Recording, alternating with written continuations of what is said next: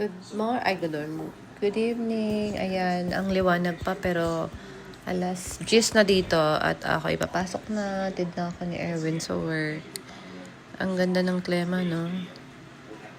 Maliwalas. At ayan na nga, nandyan na ako sa aking work.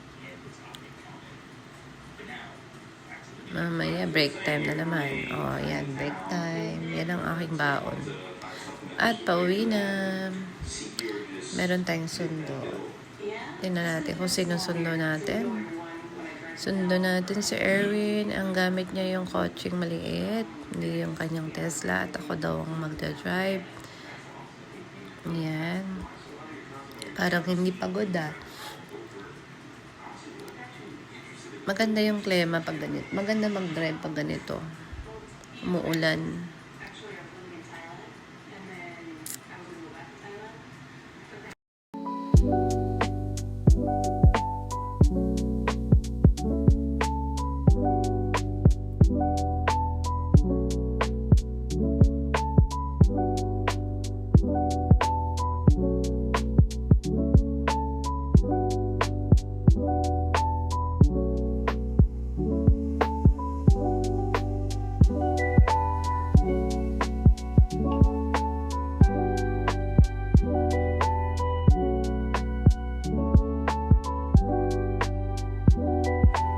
Nagluluto na si Erwin ng aming almusal.